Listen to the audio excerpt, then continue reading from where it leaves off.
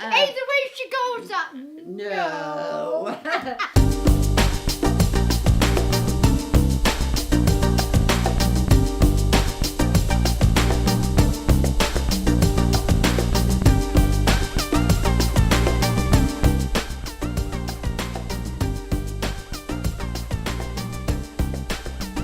Hello and welcome. This is episode 15 of the Paul Ryder tapes.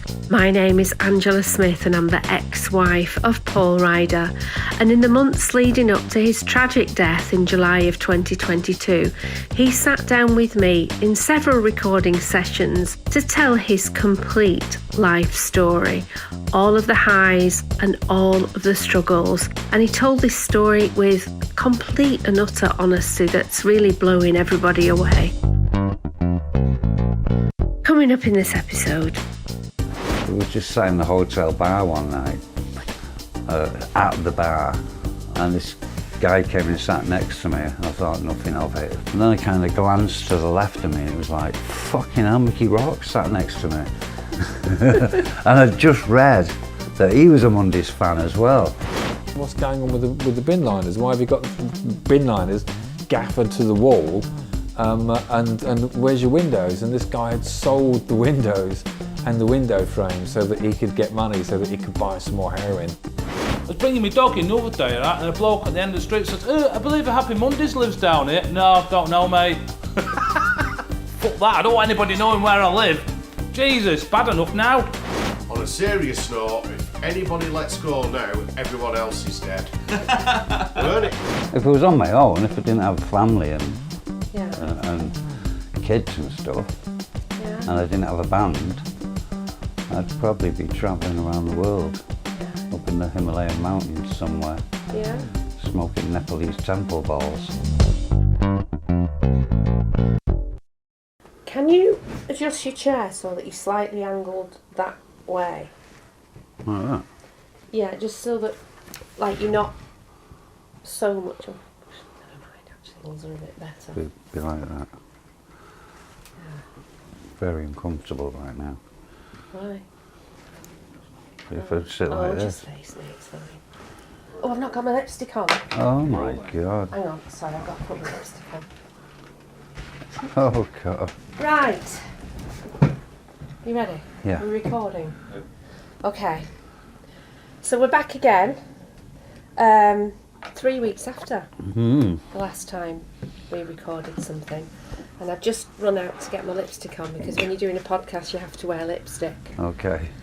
But you're not wearing it. No, I'm not wearing No. lipstick.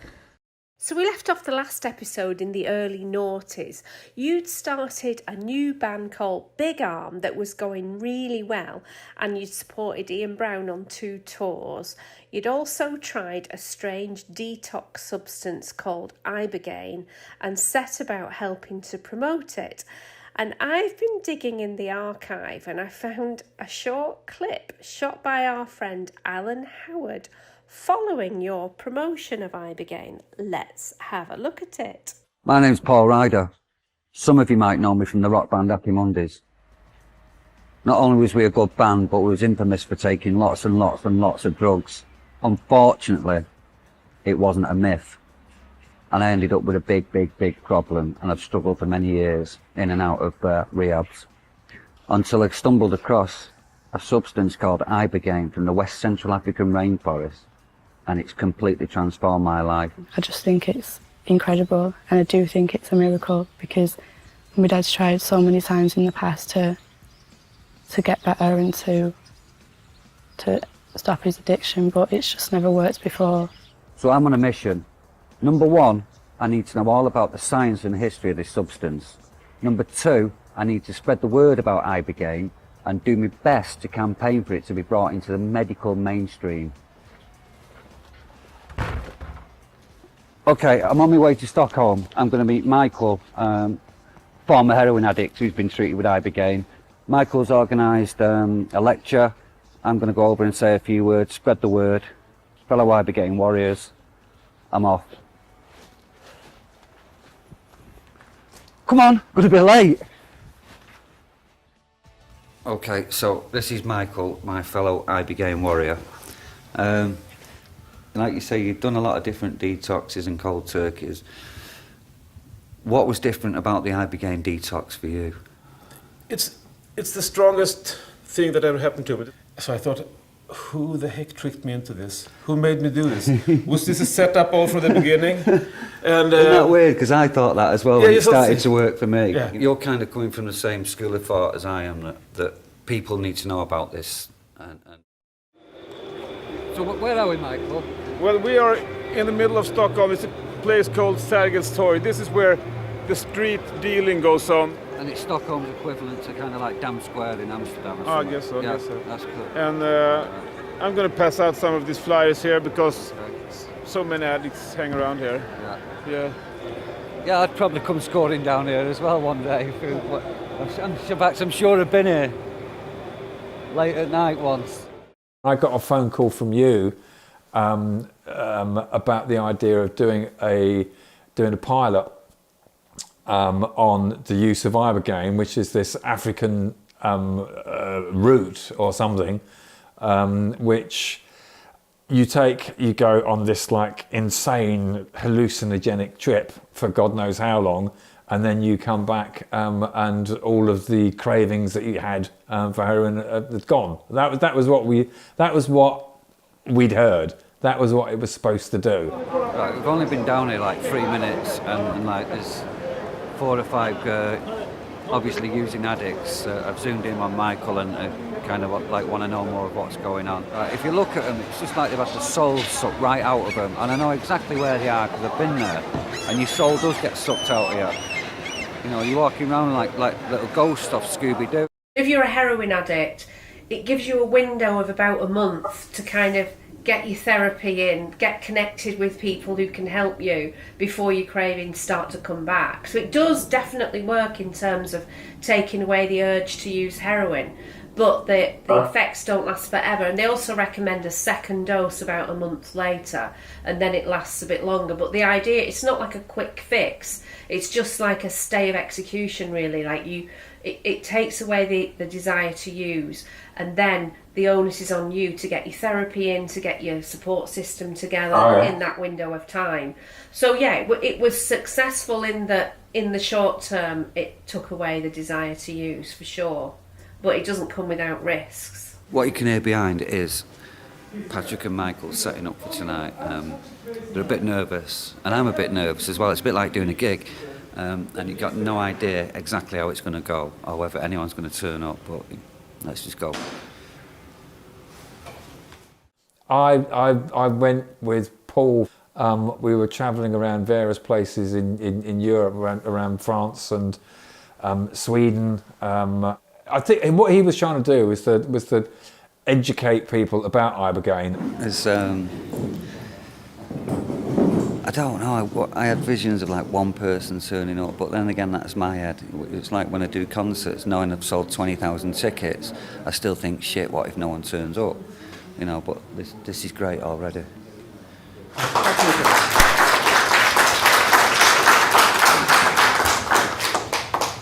Hi everyone, my name's Paul, and I used to be a drug addict. First of all, I have no financial interest in this stuff whatsoever. I just need to get a message out to other drug addicts that there's a different way of life. And we went to a couple of different places where he was working with a guy who was actually doing talks about how Ibogaine can work. And they were pulling in crowds to these different rehabilitation centres. And there was one place that we went to where part of what you have to do when you're filming a crowd like that is that you have to let people know that this could be going out on TV, so therefore we kind of need their permission. So there was probably about, I don't know, 60, 70 people crammed into this room, and I've got a camera at the back.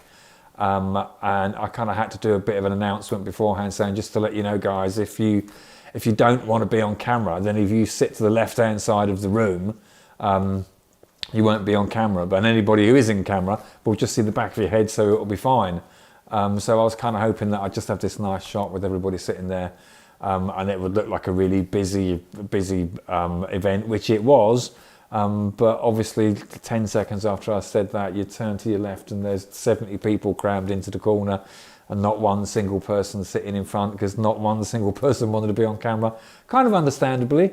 But yeah, so that as a shot didn't work out very well. And I do hope one day that these people in government that are actually clueless about addiction will listen to people like myself, Patrick and Michael, and maybe we could help a lot of people with this. Do you remember filming Paul when he actually took the Ibogaine? You were there when he took it. Yeah, it was quite a big thing because there'd been quite a big build up to it. We'd spent a couple of weeks travelling around in this old Jeep, telling the story of it and spreading the word. I hope everybody gets something out of tonight. Do you remember being nervous for him about that? Like, because obviously there were cases where people had actually died doing this treatment. Did it? Yeah, I mean, when you work at MTV, you're kind of around drugs quite a lot of the time, and you've seen some people who have been in terrible states because of it. And I mean, Paul told me some stories about people that he knew. There's one story about a guy back in Manchester that he is an old friend of his. He hadn't seen for years. He went to see him in his house and went into the room at the back, and it was all blacked out. The windows had like black bin liners over them, and he said, "What's going on with the bin liners? Why have you got bin liners gaffered to the wall? And where's your windows?" And this guy had sold the windows and the window frame so that he could get money, so that he could buy some more heroin. I'd love some big pharmaceutical company to take it and do lots of trials with it. But they're not going to do it, apparently. I think it went really, really well. A great turnout as well. And the right kind of people, right mixture of people. What happened to those tapes? Maybe there's an irony. Maybe there's some weird kind of irony in that the tapes got burnt to cinders in the big fire in the same chateau that they were filmed in. Ground up plant extract kind of looks very similar to other ground up plants that I've had before, but this is so special and can help so many people. What do you think motivated Paul to go out and spread the word about Ibogaine, though? What was his motivation for doing that, do you think? I suspect the motivation was probably more to do with the fact that he wanted to give other people a way out. Paul could walk into a room with his hat on and his head down, and you'd kind of never know that he was there. And that's how he liked it. I mean, he was almost slightly embarrassed by that, I think. And I think that he was somehow kind of revered because of that. Doubtless Ibogaine really helped Paul for extended periods of time, and the medicine's mechanism of action definitely needs more research, but it's not a quick fix, and it's something to help kickstart a recovery journey. You still need to put in the work to stay clean. If you're interested in exploring it, please just make sure you go to a place where it's legal, and make sure that you've got proper professional medical supervision.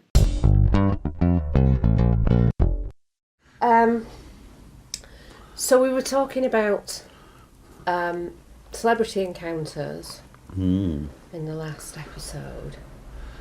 Can you remember any more celebrity encounters that were kind of noteworthy?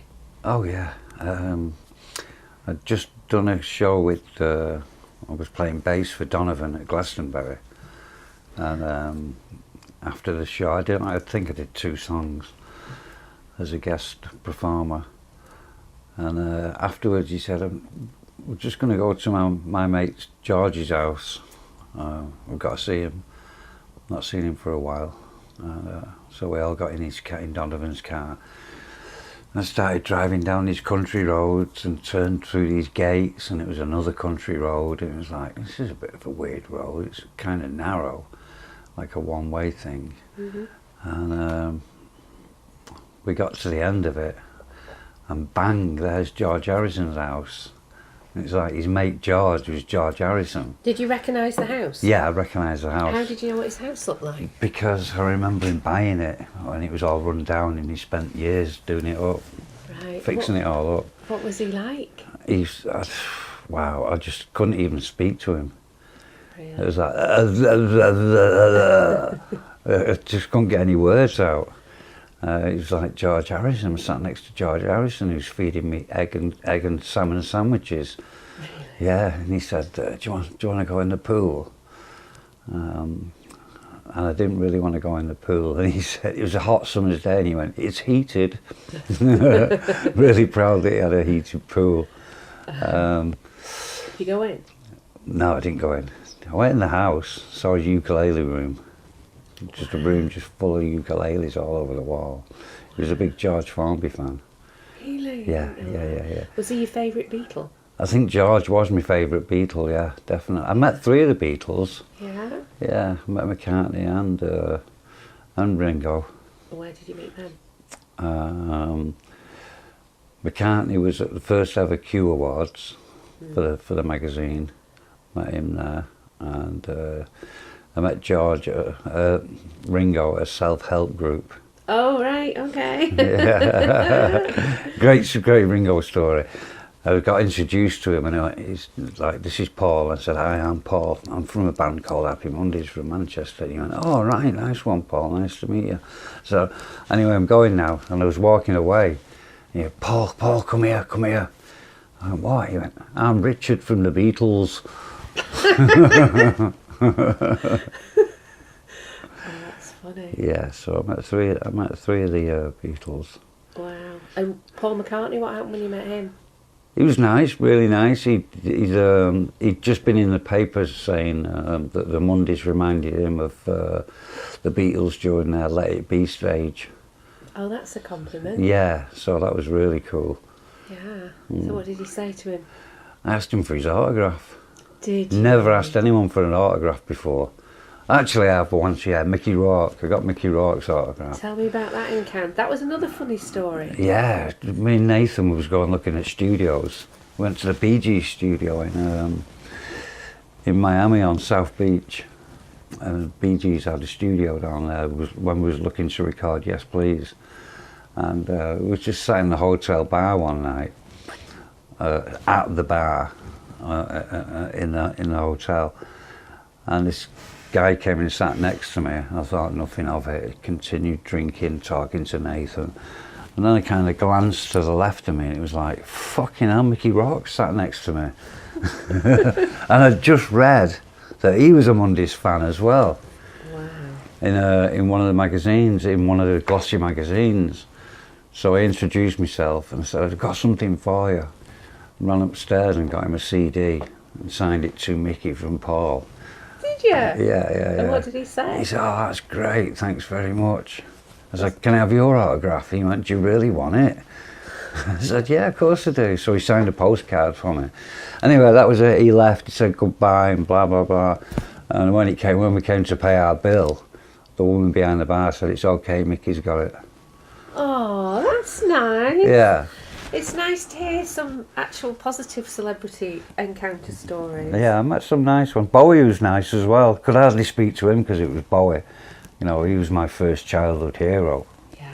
I could hardly speak to him. I just kind of stared at him like a weirdo. And where did you see him? Backstage at the, I think it was the Palladium in Hollywood, facing Capitol Studios. Mm-hmm. We'd just played there with the Pixies. He'd come down to see the Pixies, but he saw the Mondays as well. So I couldn't speak to him. My dad spoke to him. Really? Yeah, and I sat in his Porsche. My dad sat in his Porsche talking to Bowie. Not my dad's Porsche, Bowie's Porsche.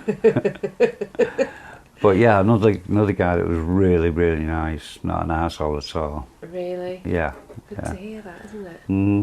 And Mark has had his share of celebrity encounters too. Meeting Paul McCartney and Bill Wyman, getting their autographs. I had a long conversation with Paul McCartney.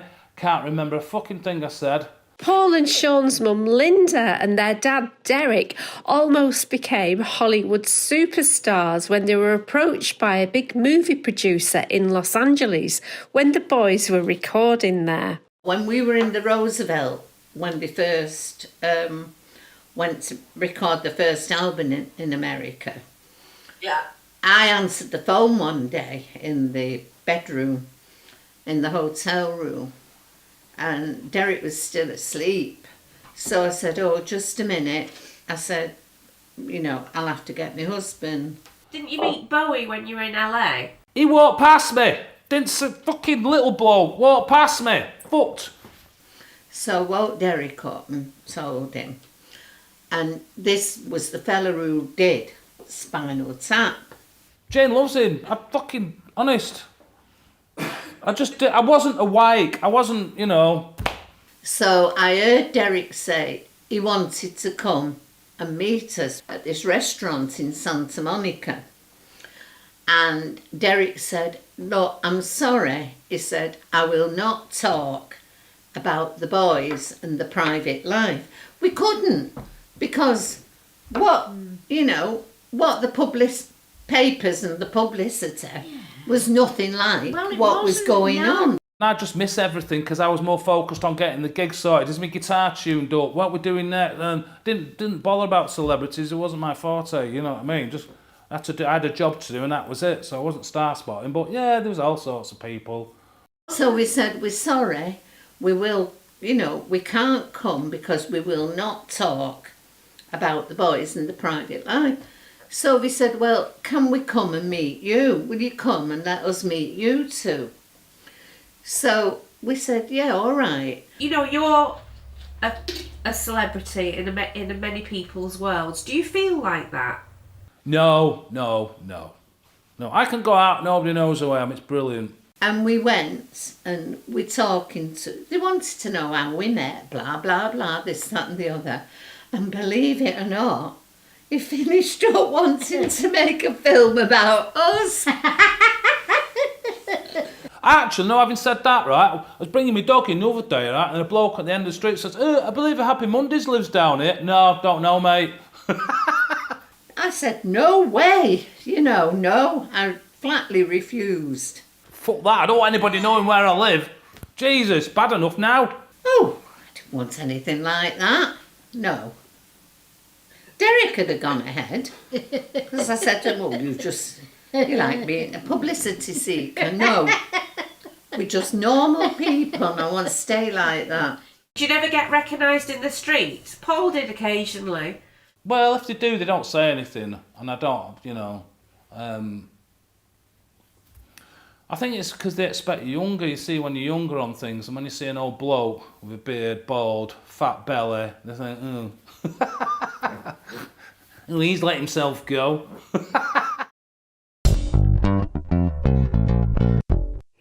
So you've had quite a lot of famous people come to your gigs through the years. Talk to me about that. Do you know, I can't remember any. Robbie Williams, have we talked about your friendship with Robbie? Yeah, he came and rescued me, didn't he? Yeah, he did. We talked about Came and rescued me. Yeah. Do you know, there's not much to talk about. There's not much left. There's tons left, Paul. Is there? We've not even moved to LA yet. Oh, right. One, can you hear this? That's very loud, Danny. Big Arm was going from strength to strength at this time. I actually found some behind the scenes footage from a gig Big Arm did in London from around that time.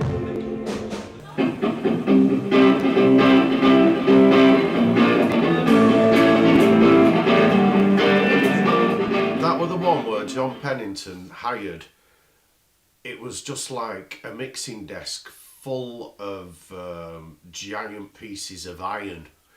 And we had to carry it up the staircase, I remember. including Derek. And as we were doing it, it was like, right, on a serious note, if anybody lets go now, everyone else is dead. Weren't it? It was like a 48 track. Pretty cumbersome, like, why have we got this? Yeah. This is what we need. This is exactly what we need. Like, John, it's 2 flights of stairs here, piece mate. of kit. It's amazing. 2 flights of stairs. Yeah. What the hell? Yeah.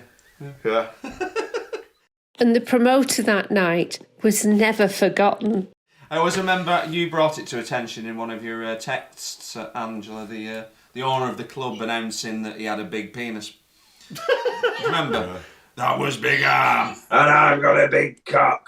Well, Angela and Paul were there. Yeah, He were great. And then as soon as Angela and Paul left, it were like, can we have a drink? No. Eh? We're still talking about like 2005, 6 kind of. That's where we were up to. Well, no, 2007, summer of 2007. You used to get offered various DJ gigs as, you know, celebrity pop DJ kind of thing. There's a little rockstar DJ tour thing going on with different people out of bands DJing for an hour at different various clubs. Yeah. So I got offered one of them over here in the States. Yeah. So you had one night in Denver, one night about a week later in LA, and then one night a week or so later in New York. Yeah. So before this, you were still struggling with drugs. Yeah. But you'd started to abuse. I'm not going to say what it is because I don't want other people to pick up on this, but there's a drug you can buy over the counter in Boots in England. Oh, right. Which you developed a massive addiction to. I remember You were on that. like a packet a day of them. Yeah. And one of the co-ingredients was paracetamol, which in America is called acetaminophen. I can never pronounce that. I can never say it. Yeah. Tylenol, we'll call it. Yeah, which is extremely dangerous to the liver. This is all relevant to the story that I'm about to tell. So you had this tour, and we thought, well, we'll take the boys, we'll make a holiday of it. So we'll do Denver, spend a few days in the Rocky Mountains after the gig, then we'll fly to LA. We rented a place by the beach in LA for a week. Then we went to New York and we rented a place in the East Village. So it was like a holiday / DJ tour. So you were like, well, I'm addicted to these over-the-counter tablets, but if I'll get 4 boxes of them. Yeah. Which in normal person's dosages would have probably lasted you, 1 packet would have lasted you a week if you had a headache all the time. Normal. So I said, well, you won't be able to take in, you know, a vast quantity. So it was like, we'll get 4 boxes. You take 2 in, I'll take 2 in, and that'll do.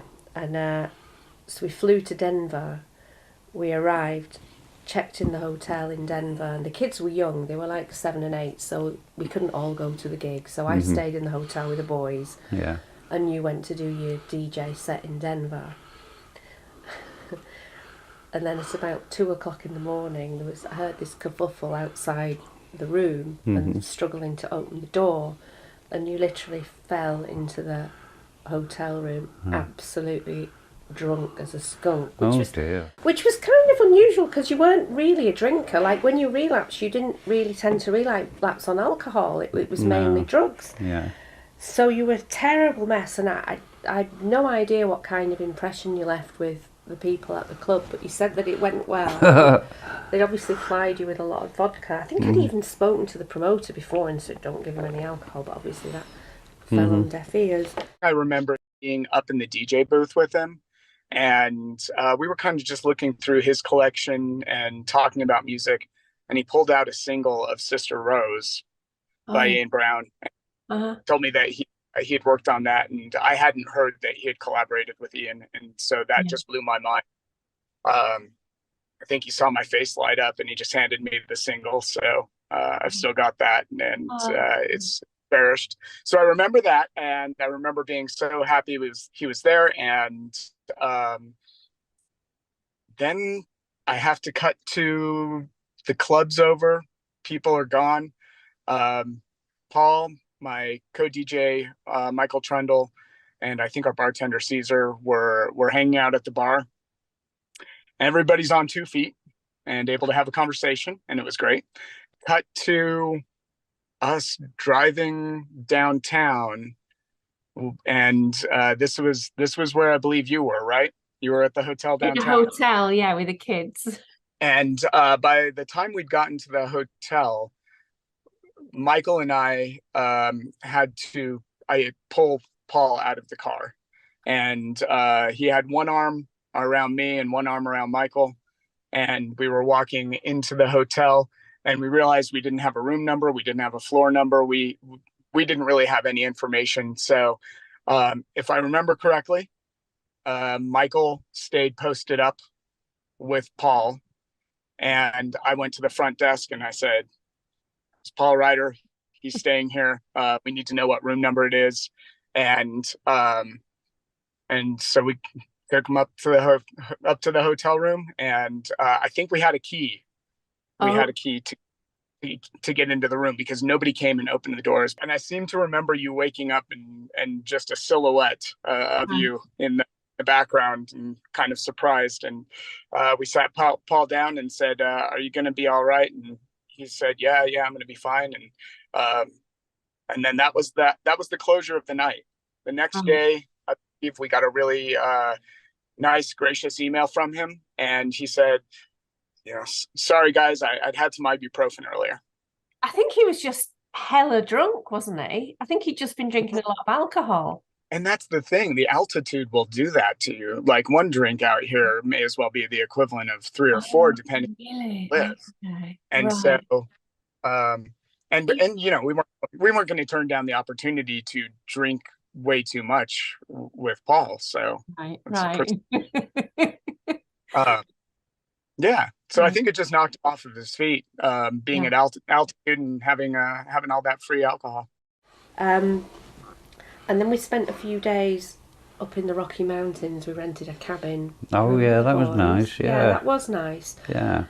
And then by the time we got to LA, these 4 boxes of these painkillers had gone. And you were like, "I need to see a doctor, I need to see a doctor, I need to see a doctor." Mm-hmm. So the next week in LA was punctuated by you seeking out different private doctors and getting prescriptions. Doctor shopping. For morphine, Doctor shopping, yeah. And you'd get like, "Okay, I've got enough now to last till the end of the trip." And then 2 days later, it's like, "I need to see a doctor again." Like, it was just, it was madness. Yeah. And that's, do you remember when, that was the trip when you met up with Russell Brand? Oh, remember? right. Yeah, you reached out to him and the two yeah, of he you took met me up. to a meeting, didn't he? Yeah, he was nice, wasn't he? Yeah. I never met him, but you were very... Yeah, so I was doctor shopping. You were doctor shopping, you were in, and we spent the week in LA, you did your gig in LA, and then we went to New York, and again, more doctors, I mean, it was pure madness. Yeah. And it overshadowed the whole trip, and I remember saying to you, "You can't come back to England. I'm not letting you come back and go back to that house in this isn't tenable." Oh, I thought I'd said I can't go back. But Well, I just said I can't do this anymore. That was my breaking point, that holiday ruined by you going to various doctors, like ridiculously so. So the decision was made that you were going to go into rehab, and originally it was like, "Well, I just need to do a detox." I'm like, "No, you need proper full-on therapy." So I flew back home from New York with the kids, and you flew out west to LA to go into a rehab. Yes. Originally for a month. Yeah. Tell me what that was like. I thought I was just going for 30 days, 30-day lie down. Do a detox and feel good enough to use again after 30 days. But it turned into 3 months, which I'd never done before. Out of all the other 11 rehabs I've been to, I'd only ever done 30 days. And it wasn't successful, but it wasn't successful. Yeah, after just doing 30 previous days. Ones, yeah, right, okay. After just doing 30 days. So this one in Venice Beach was like, ended up being there 3 months, which gave me time to get some therapy, proper therapy, and some grounding in a self-help group, which was really good, and it was successful this time. It was 3 months of 3 months of therapy turned into 6 years of therapy, which helped me tremendously. Well, the other benefit of that programme was that when you came out after the 3 months, you did part-time, like you did nighttime sessions. I carried on, for about 6 months or something. I carried on having outpatient treatment. So in that 3 months that you were in rehab, I remember you calling me one day and saying, "I can't live in England anymore. Yeah. If I'm going to stay clean, I have to live in LA." And I was like, all right. All right. Let's move to LA. And I had a company. There was stuff going on. but I just thought we have to do whatever's necessary in order to. Yeah. I suppose. I do believe if I'd have gone back to England, I probably wouldn't be here now. No, I think that too. Mm-hmm. You were on a self-destruct mission, really, and it Yeah. just didn't seem to work. Maybe it was because there were too many triggers there. Yeah. I don't know. I needed time away from everything that had gone on with the Mondays, everything that had gone on in our private life, everything. I needed time away from everything from England. And we did it. And it's like, did you see, often people ask me, why did you move to LA? And it's a bit like, well, why not? Like, why wouldn't you want to live in a beautiful place? Yeah. Where Yeah. the sun shines most days. Yeah. And there's tremendous opportunities to do stuff. Yeah. You know, it's the hub of the entertainment industry. I was in the entertainment industry, so were you. I just felt like it was a better place for our kids to be brought up, Yeah, me and a too. better place for both of us to grow as human beings. And it was a massive risk. I didn't know whether you were going to come out of that rehab after the 3 months and do what you did when you came out of Antigua and go and get crack on the way home, or not. Yeah. So I was fully prepared to abandon the mission and go back if you came out and relapsed. Yeah. But we literally left the house with the boys had 2 suitcases each, I had 2 suitcases. Oh, we were heartbroken. Absolutely heartbroken. Not so much about Paul. Mortified. The boys. How could you do that? Take Sonny and Chico away from us. Yeah. Yeah? Absolutely mortified. But Linda at least had her best friend, drummer Gaz Whelan's mum, Sandra, to keep her company. My mum and Linda, Paul's mum, Linda Ryder, probably first met at one of the early Mondays gigs, probably one of the big ones, because they weren't allowed to come to any other gigs. We didn't like family coming, apart from obviously Derek was always there. And then they hit off straight away. I think they had a mutual liking of alcohol and music and rock and roll. So every Wednesday night, my mum used to go down to Linda's house for what they call Rock and Roll Wednesdays. And my mum would drink a bottle of rum and Linda would drink a bottle of vodka, and they would play rock and roll music. And that went on for 30 odd years they've been doing that, yeah, to this day. They're both 80, or 80, I think Linda might be 80, 81. And they wonder where we get it from, eh? You know what? Have you seen the Leonard Cohen documentary? There's a woman on it talking about, she says, musicians and writers and all that. She went, you can always tell, she said, with the males, because they always have crazy mothers. What's so funny about that, Sandra? Nothing.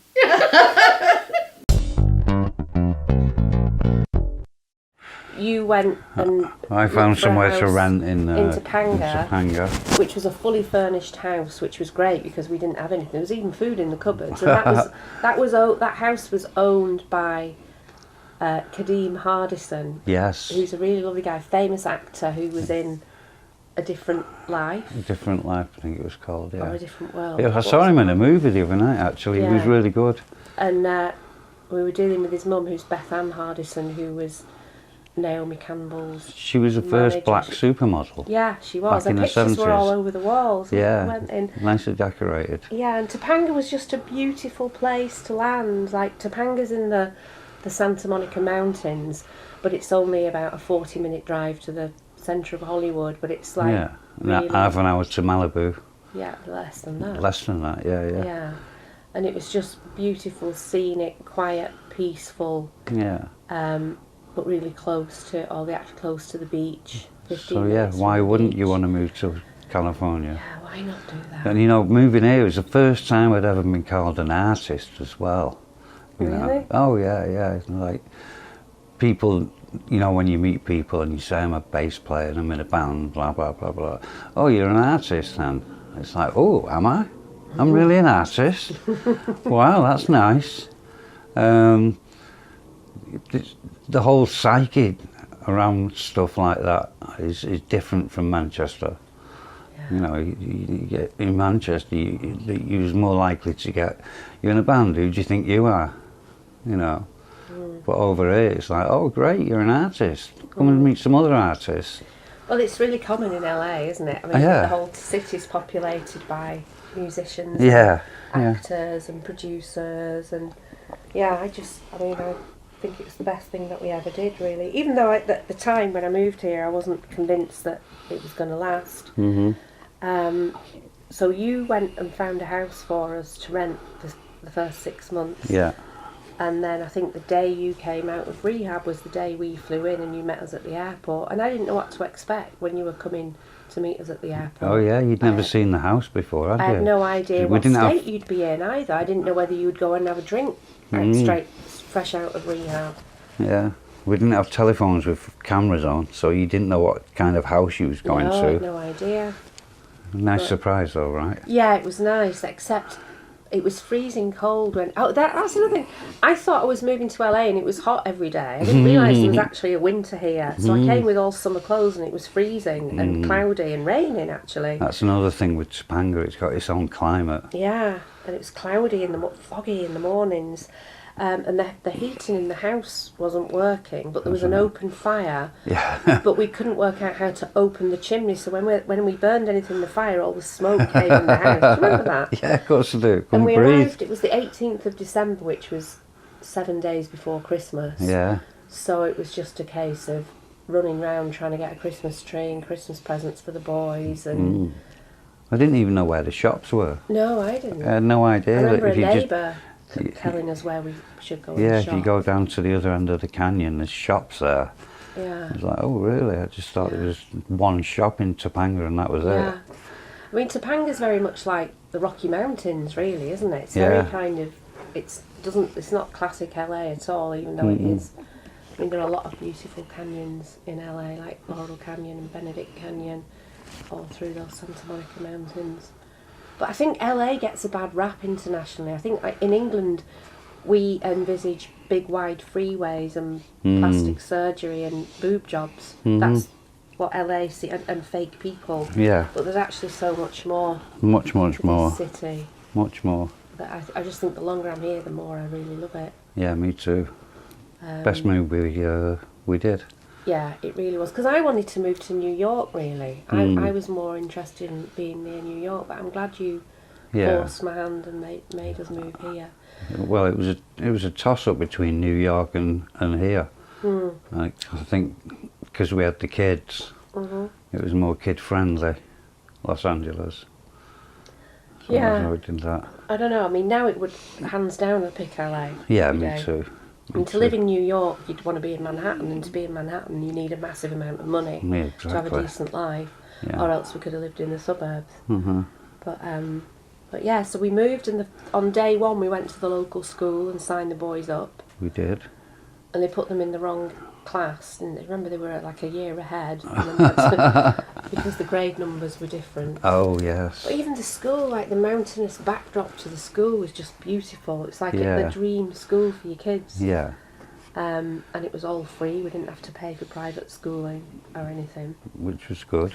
So that first 6 months, you do some I think you did a little bit of DJing, didn't you? I think I did a bit of DJing, yeah. Yeah, and you went to all these meetings, and 3 times a week sessions at the rehab. I think it was 3 outpatient, 3 nights a week. Also, I went to a separate therapist, so it was 4 nights. I was doing meetings every day, which I really needed, and things were looking good. Those daily meetings interfered with his social life. Some of the first friends we made in Los Angeles were Dolph Taylor, who used to be the drummer in Spear of Destiny, Stiff Little Fingers and the Tom Robinson Band, and his wife Alison. They were really surprised when they invited us round to their house, and Paul promptly left to go to a meeting. Paul probably was like socially anxious, so, I can't go, but I'll take you and I'll go to a meeting. Back in those days, he was going to meetings every single day Right. for at least an hour. I Then thought it he was came weird. back. Yeah. But then I didn't know anything, so that's why I Then- thought it was weird. But, Yeah. I didn't, I mean, obviously I knew who he was, but I didn't even know that he had a problem. Oh, okay. A drinking problem or whatever problem he was Right. dealing with at the time. Right. But so, I mean, You know, he was in his darkest days when we first met him. When in those days he looked dreadful. If you recall, he looked awful. You know, a couple of years later he was a different man, but he was a shell of a yeah. He was really a broken, nervous, shaky type of person. Then a couple of years later he was so much better. Can you talk about the detail, like for people who don't know much about what rehab is like? Can you talk about what goes on in a rehab? Like what happens? What's it? Well, the first thing you've got to do is get detoxed. What's that mean? You've got to slowly come off whatever your drug of choice is. You know, I was known as a dustbin because I'd take anything and large amounts of it. Yeah. So I was detoxing off all kinds of different things that had taken over the years. But you didn't have to, I mean, presumably you're only detoxing off what you were addicted to at that point, weren't you? You didn't have to detox off alcohol because you weren't drinking, or am I wrong? Oh no, I was drinking. Oh, were you? I never knew that. I was drinking, yeah. What, just before you went in? I don't think you were. I ended up really drunk in New York. I don't remember that. Yeah. So I remember you being really drunk in Denver, so you carried on drinking and in New York. I don't remember that. Yeah. Did I know that at the time? And that's selective memory on your behalf. Why? What happened? Remind me. I don't remember. I was just like you described in Denver, only it happened in New York as well. Oh, did it? Oh, yeah. I like that from my memory. Yeah, so you got a detox, and then the next thing you do is... tell me what detoxing is. Like, tell me what that feels like. Well, I was coming off opiates, so it was hell. You know, I mean, it was a good detox. I mean, they try and get you off the opiates as comfortably as possible, but it was probably 90 degrees outside weather, hot, and I was freezing cold. I had two t-shirts on, 2 jumpers, 2 coats, hat, glove, woolly socks, sat in the sun freezing cold because I'm coming off these opiates. And what does that feel like physically? Hell. If you can imagine hell, that is hell. What are the symptoms? So uncomfortable, so painful. It's like the inside of your body wants to burst out of your skin and like shout, "Hey!" You know, it's horrible thing just to have to go through. Do you throw up? Do you have diarrhea? Do you get? Oh yeah. But you can control all that with medication. But yeah, it does happen. You know, you try to do it as comfortably as possible, but it's impossible to do it without feeling like your insides are bursting out of your skin. So, if somebody's addicted right now, do you want to encourage them to go and do a detox? So it sounds like were you determined that you were going to get through it? Or? Yeah, well, it's better than doing a cold turkey. Right. And when you've run out of money and shit to sell, you know, what are you going to do? You've got no money to buy any more drugs.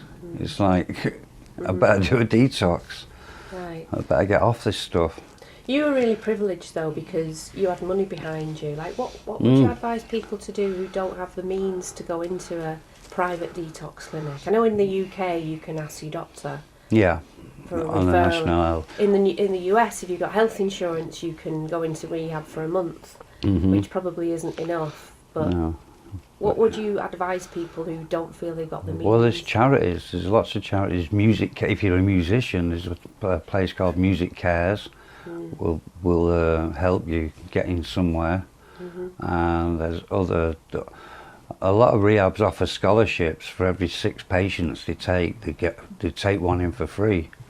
So you can always inquire if they've got rooms for anybody. I think that the key is to be absolutely motivated to stop, isn't it? Yeah. I think if a rehab sees that you really mean it, then you know just try your best, isn't it? Yeah, you've got to want to do it. You got to really want to do it. Did you want to do it the previous times when it failed? I wanted to at the time, but when I was left naked, because I didn't have any therapy.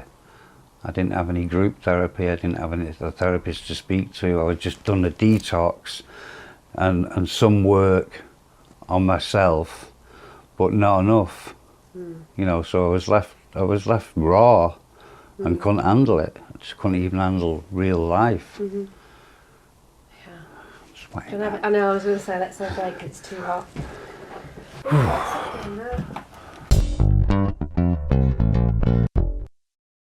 Gutted. Yeah, it's, you know, when you've spent quite a bit of time away from someone, you still know they're out there. And there's always going to be that time to catch up and have a brew and a chat. And it's that never going to see him or speak to him again. That's an awful thought. I work with a lot of musicians and they've all got demons of one sort or another. You know, and that's part of what makes them what they are. It's part of what comes out in their art, really. I was really, really sad not to be at the funeral.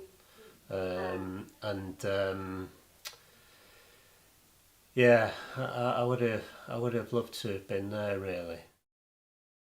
Devastated, really. Yeah, really upset. I mean, last year my dad passed away. I remember, funnily enough, just after my dad passed away, Paul sent me a text saying, "Oh, man, I'm sorry to hear about your dad. You know, keep the faith, all this stuff." And you know, really nice text. I said, "Oh, thanks, Paul." I had no idea that shortly afterwards he'd be meeting his maker as well. You know, it's just no, it was a shock, big shock. It's still strange, you know, thinking that he's not about. I still expect to get that humorous little text off him now and again, you know, and knowing that that's not going to happen again, it is weird, and it does. You can't help but get sentimental about it, you know. It's it really does remind me of how special those times were back in the day, you know, with Big Arm, you know, and the good memories, and I'm glad, really, you know. Coming up on the next episode. How can he go around under the name Happy Mondays and do this? It's kind of ruining everything I'd worked for like nearly 30 years. He was just ruining it, and he did end up ruining it. It took us many, many years to build it back up. I was shitting it because I'd not seen the guys for 17 years. And when we first met after 17 years in the town, it was a bit bizarre. It was nice to meet everybody, but I was still a bit like, are we all over it now? Are we all clean? Can we all, you know, actually do this? That was legendary, that party. Yeah. There was Paul Cook, the drummer of the Sex Pistols, who you knew from London, was in town, so he came. Siobhan was there. Nick Rhodes' ex-wife was there. And Dolph and Alison were there. Nick the Greek and Sarah were there. It seemed a good idea, but I didn't know if I could play and be with them. I've not been with them for 20 years since then. And it was like none of them had changed, and it was like, wow, there's lots to catch up on. Typical Shaun Ryder way of doing things. He announced in the press that the original Mondays was getting back together and doing this huge tour. It's like, oh really? Well, where's the phone call? He just announced it in the press like his usual self.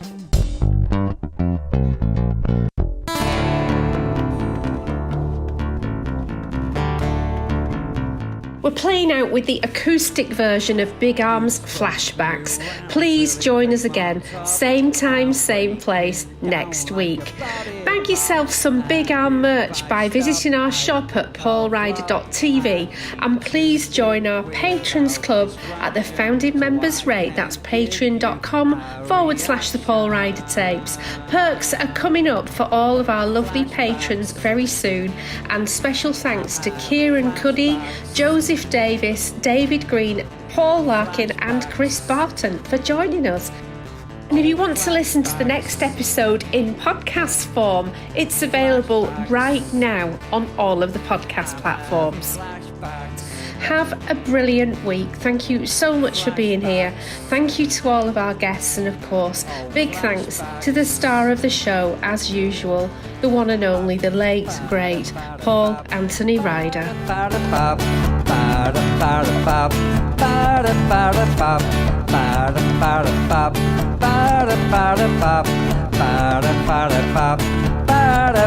My mum, she says, has got more going than me. Like, she says, like, what's your perfect night out? And I say, well, sat in a pub, in an old man's pub, about 4 people there, with a pint of Guinness and a book.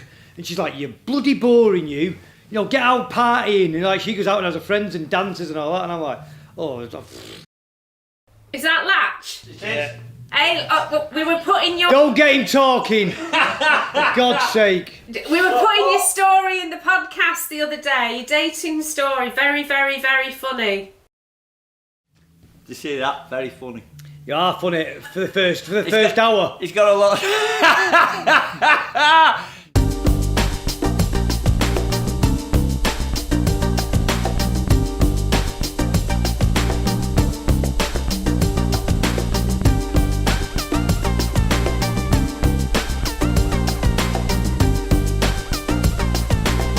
Hello and welcome. This is episode 16 of the Paul Ryder tapes. As we all know, Paul sadly passed away in July of 2022, but in the months leading up to his death, he sat down with me, his ex-wife Angela Smith, to tell his complete life story, the successes as well as the struggles. And everyone I know is completely blown away by the level of honesty and openness that he displays. We finished recording just 12 days before he passed away. Coming up in this episode. Typical Shaun Ryder way of doing things. He announced in the press that the original Mondays was getting back together and doing this huge tour. It's like, oh really? Well, where's the phone call? It seemed a good idea, but I didn't know if I could play and be with them. I've not been with them for 20 years since then. 20 minutes later, I was not in a good way. Right, my fingers felt like sausages, and you know when you're moving your hands, like every time my fingers brushed past one another, they were like really numb and weird, and you know, and I'm going, what is going on with my fingers here? I was shitting it because I've not seen the guys for 17 years. And when we first met after 17 years in the town, it was a bit bizarre. We go in there and we do a little bit, you know, push some push-ups and get on the bike and ride, and then we go and have a fag.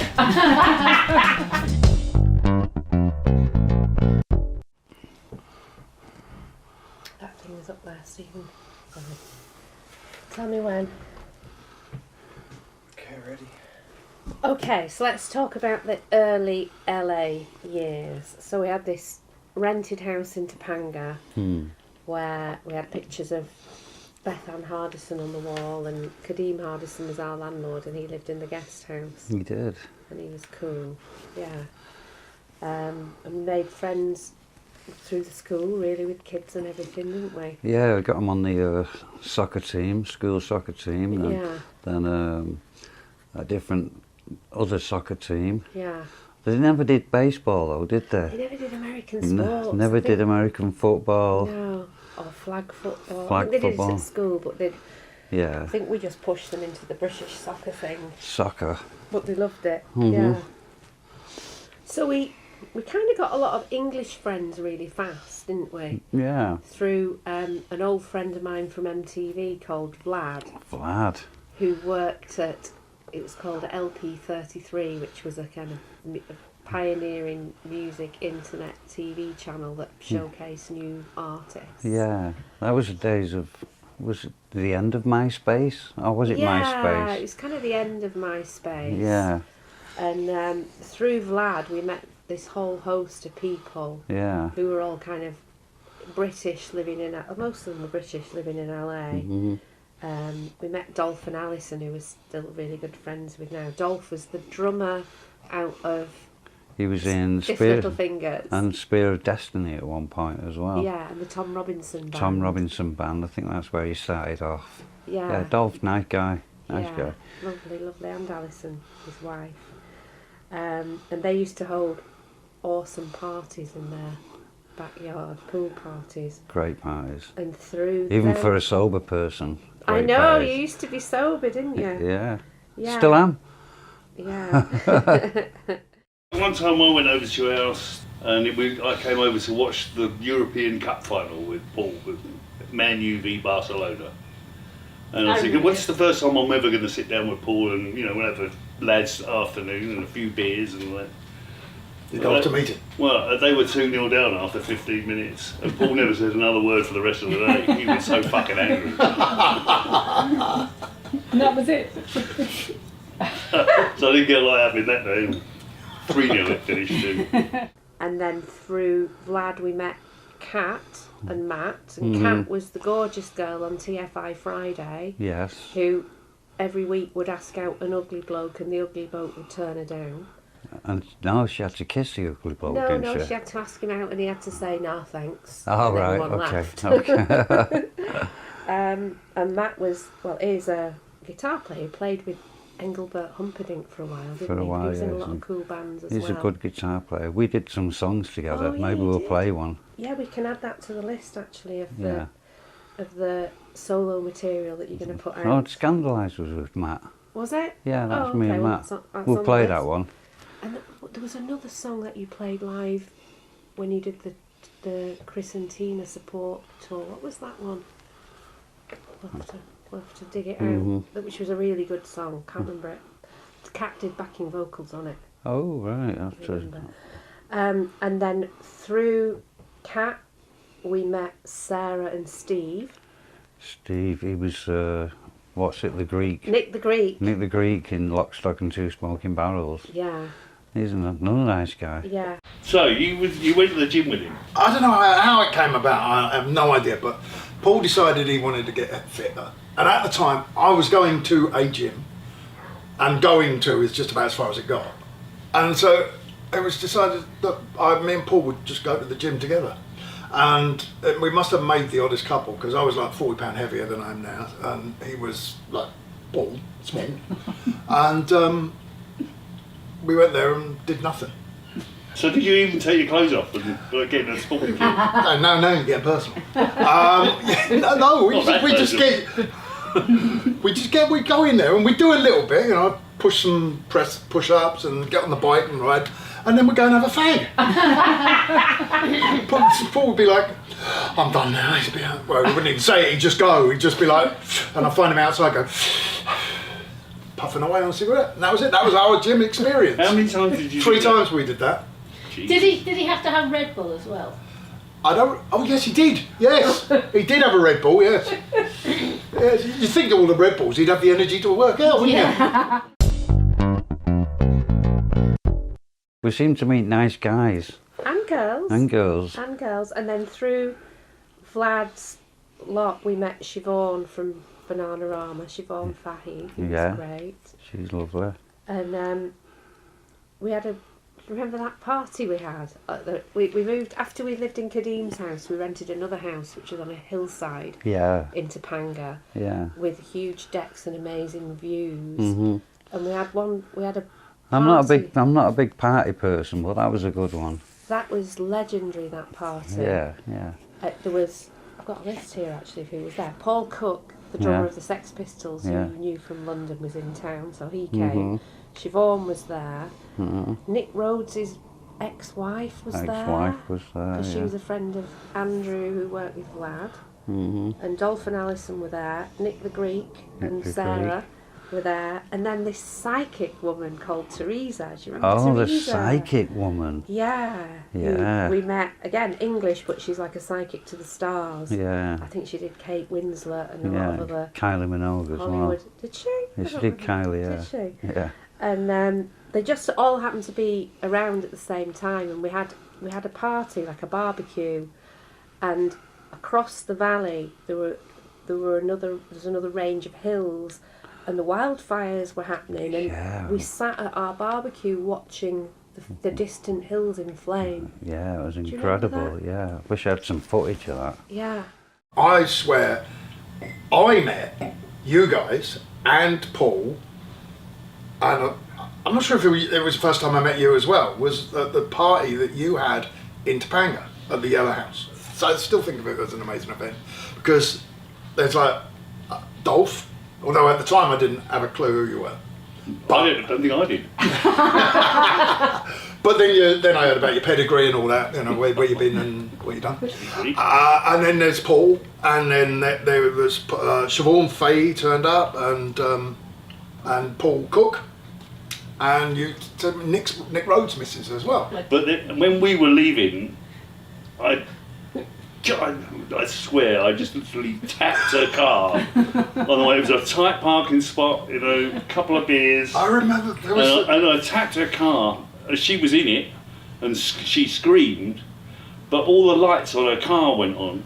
I remember the furore, the noise, and like. Well, yeah, I mean, what's going on? Anybody would think that I'd hit and run her.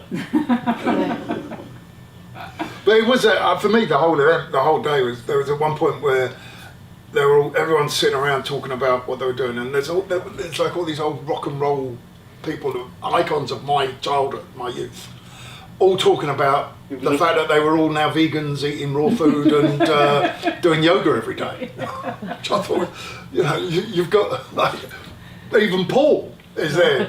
Has he ever done yoga? I don't know. Yeah, It was a bizarre day. LA burning in the background. Yeah. I really felt like somebody had put LSD in the punch or something like that. It was so odd. It was the entire thing. It was really odd. And there was the psychic woman. Psychic woman.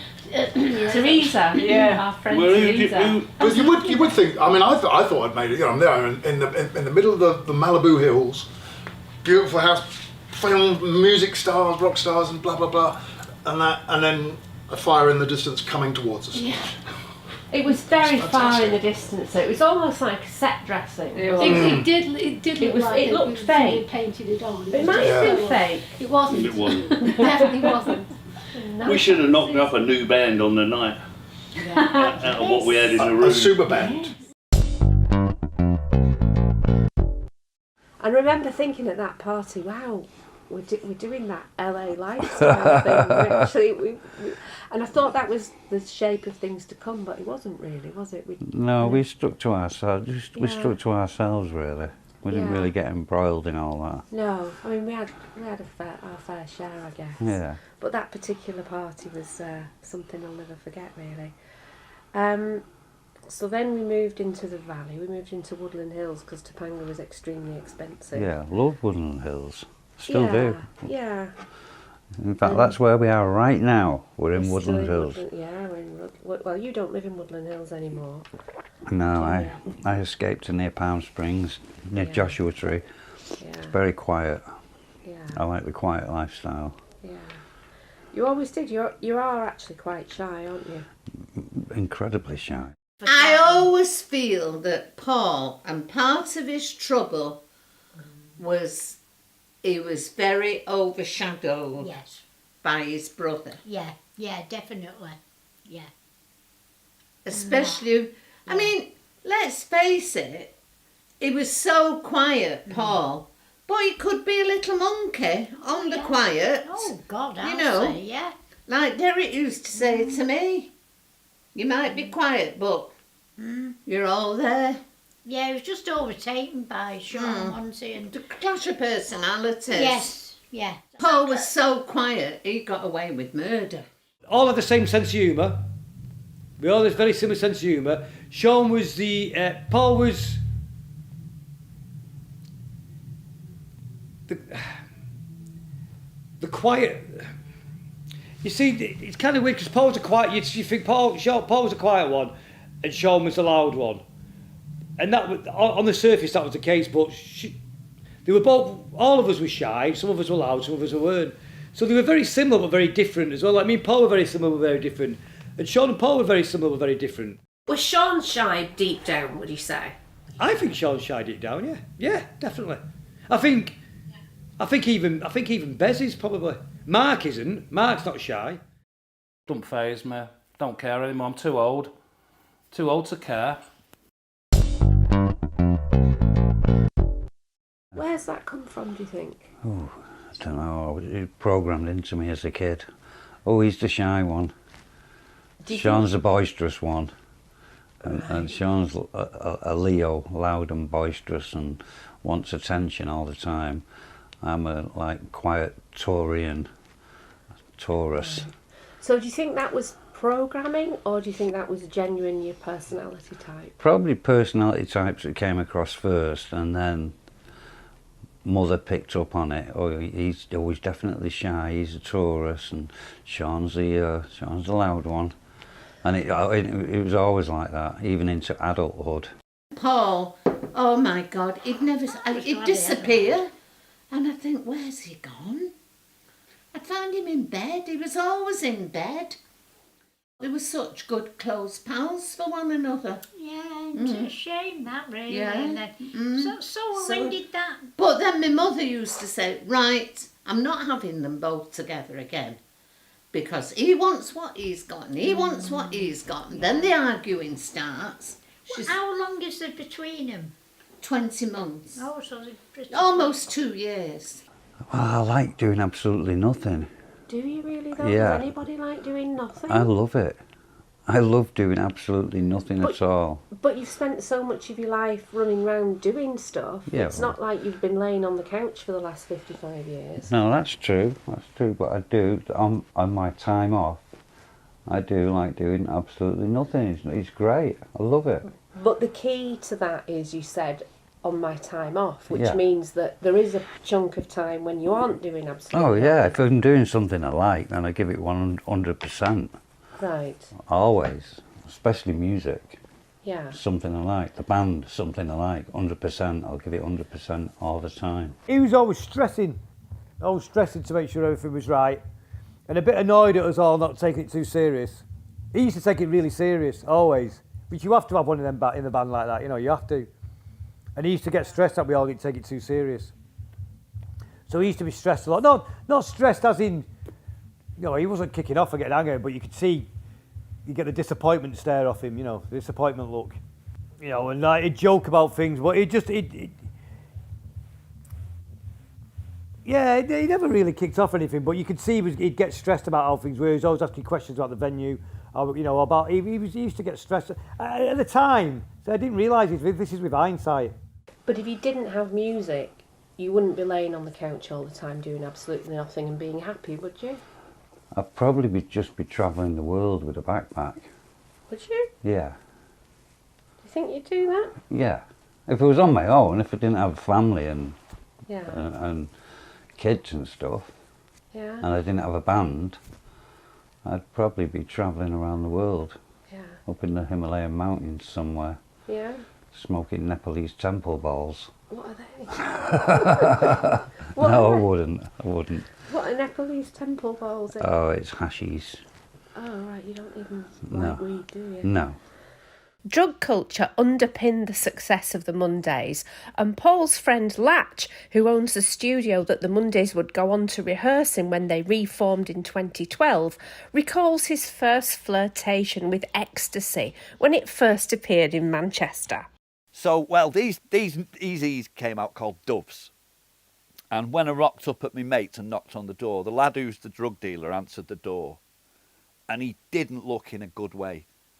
Like, he'd had a couple of these things and he was fucked, to put no too fine a point on it. And I looked at him and he went, and he's like, you've got to try one of these new E's, they're amazing, I guarantee it'll work. I'm looking at him, frankly, I was fucking terrified. And I went, go on then, I'll have one. And I thought, I'll box clever here, I'll just take half. So we gets into the club, everyone's bopping round, I'm sat there, like going, what is going on here? And they're all the lads. It's, again, one of the beautiful things about particularly the early days of the drug culture was it was a uniting thing. Everyone was like, oh, everyone wanted everyone else to enjoy themselves. So it's like, oh yeah, have you got anything yet? Are you up? Is it great? You know, are you having a brilliant time and all this lot? And so they're all coming over. How are you feeling? And I'm like, nothing. So one of them says to me, how much have you had? I said, half a tablet. He went, have the other half. Well, at that point, I've got nothing to lose, have I? So I took the other half of this thing, and I don't know how long later, 20 minutes later, I was not in a good way. Right, my fingers felt like sausages, and you know when you're moving your hands like that, every time my fingers brushed past one another, they were like really numb and weird, and you know, and I'm going, what is going on with my fingers here? And then I went, do you remember as a kid when you were out on a winter's day and you were freezing and you used to come in and stand next to the radiator and it burned, but it was sort of nice? I was like that all over. So I've got these sausage fingers, I'm on fire, and I'm thinking, what the fucking hell's going on here? And then I was going all weak. I couldn't lift my arms or anything. You know, I felt like I was melting like this right now. And then another weird thing happened. The paranoia kicks in. So I'm quite a veiny person. Like, I've got, you know, veins on the back of my hands, etc., etc. So I'm looking at the back of my hands and all the veins have gone. And my mate who's with me, who's drunk, can see I'm struggling a bit. And I went, can you see any veins in the back of my hands? And he went, no, you're all right, mate, there's nothing there. I was like, oh, fucking hell. So then the lad who sold it me comes over and he's like, you're all right? I was like, mate, I can't walk. I was like a zombie walking through that nightclub. I vividly remember walking up the stairs. There must have been a 6'7" bodybuilder in front of me. I just literally walked into his chest like that. He looked into my eyes and just went, and he just stepped to one side, and I just carried on walking in a straight line. Went outside, got some fresh air, gathered myself together, and was all right after that. But that was the first time an E worked on me. Okay, so during those early LA years, you got a band together with Matt, who we mentioned earlier, and you also worked with a French guy that we met called Eddie.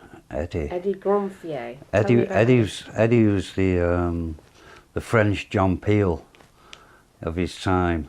He had a radio show in Paris, and he was like John Peel. He played all new music stuff and helped discover lots of French bands and English bands. Yeah. But he was also a musician himself. He had his own group called 1T. 1T, he had a great big European hit. He resurrected that a couple of years ago, you know. Did he? Yeah, I think he had another hit. Yeah, and then he worked as a producer for Joaquin and various other EDM artists, I think. Who else did he work with? He did all the music for Perry Farrell's solo album. That's right, yeah. He did all the music for that. Yeah. So me and Eddie got on really well, and he had a studio space up in Hollywood, and also one at his home, where I used to go quite a lot, and we'll play some of that stuff as well. Mm-hmm. Yeah. In fact, here's a song right now. What we're planning to do is you've done so many solo projects over the years that haven't been to do with the Mondays. What we're planning to do is bring the best of that and put them out in a collection. That sounds good. Yeah. That sounds good. So we will be playing. Good for the grandkids. Some of them, yeah. Some of it's really good. Well, a lot of it's really good. Also during that time, do you remember when Ian Brown came to LA and you're playing golf with him? Oh yeah. Talk about that. Well, that's the house where we had the party on top of a big hill. Mm. It's like you could launch golf balls off the grass, and it'd just go right down deep into the valley, because we were so high up. You know, you could get really far. So we had a little golfing competition there. He was gonna sing on one of your tracks, wasn't he? He was, yeah. He still will do one day. One day, Ian will sing on one of my tracks. I'm certain of it. Yeah. It's just getting the right time and the right song. Yeah. Yeah, he's doing really well though, isn't he, with his solo project with his kids, with one of his kids, or is it both? Both his kids played on his last album. Yeah. Okay. And during that time, you weren't in the Mondays, you were emphatically not in the Mondays, but the Mondays in name only was continuing to do shows. Tell me about that. Oh my God, this is where our kid drove it into the ground. He got a bunch of musicians to replace everybody, and carried on under the name Happy Mondays, which was phony. Mm-hmm. Who was in the group from the original members? Just Gaz and Shaun. So the drummer and Shaun, Yeah, and just everybody Gaz else Whelan. was. Even Rowetta wasn't involved, was she? No, Rowetta wasn't involved either. So it was just like a tribute band. Right. Yeah. And it was. And he drove it into the ground. He was. I don't think he was in the best space he's ever been in while he was doing that Mondays stuff at that period. And you know that because there was a point when Gaz dropped out or wasn't able to do some of the shows, and your own son Jacob took over as the drummer. Yeah, that was interesting. Yeah. Jacob drumming for Shaun under the name Happy Mondays, which we went to see. We went to see him in Los Angeles. Anaheim, wasn't it? Well, that was quite an interesting experience. What did that feel like? I was just detached from it all by then. But you were very proud of your son, I remember. Oh, very proud of him, yeah. He's a great drummer. If anyone needs a drummer, give us a call. Yeah. He's a great drummer. I'm not just saying it because he's my son. Yeah. He's got a really good style. Yeah. Uh-huh. So what was it like standing there? We were standing on like a mezzanine level, weren't we? Right at the front. So Yeah. a really good view. What was it like watching your group, A, with your son playing drums, and B, with a different person playing the bass? What was that like? And a different person playing the guitar. The best bit about it was the drumming. How can you go around under the name Happy Mondays and do this? It's kind of ruining everything I'd worked for like nearly 30 years. He was just ruining it, and he did end up ruining it. It took us many years to build it back up once we all got back together again. It took us a few years. Did they know that you were there? Did the rest of the band know that you were there? No, Jacob did. Yeah. Because I saw him in the afternoon at sound check. Right. You know, Did you not see any of the rest of them at the sound check? No. No. I just kept in the shadows. I wonder if Shaun knew you were there. I really don't know. I'd have to ask Jacob. You probably wouldn't. Shaun wouldn't tell you, would he? No. But you would like to do another album? I'd love to, yeah. I've got at least 5 albums worth of bass lines waiting to go. What's stopping that whole process then? Why do you think there's no... Shaun and his ego. Why does he not want to do another album with you? Well, he's never really had anything nice to say about any of us, really, has he? You know? So it's all in his own head. Do you want to put right...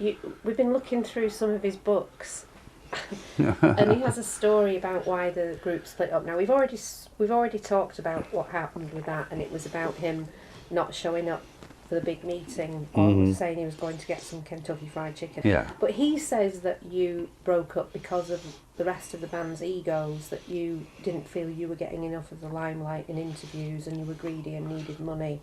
Once again, absolute rubbish. I don't know where he gets his stories. His version of the truth is kind of wild and out there, and it ain't nothing like the real truth. It was a weird time because we all kind of buried our heads in the sand and was in denial. But we were in denial, but we were in denial with each other. But we all knew it was over. But with each other, we was in denial it was over. I just felt like a loser, as I'd lost something really good, and then I didn't think about it. I was too concerned about myself and other people, and I think we all needed a bit of clearance to have a good think. But you can have a think and it can last 20 years, can't it, sometimes? But it must have been a bit annoying for you when Shaun and Bez were getting all the publicity and they were the ones on the front cover of the NME. How did that Not at all. No. Not for me personally. No. I hate having my photograph taken. Right. So you'll see me probably stood at the back on group shots. Yeah. Because I never liked it. No. Never liked doing interviews, never liked having my photographs taken. It was all about the music for me. Do you like doing this? Some of it, I don't mind.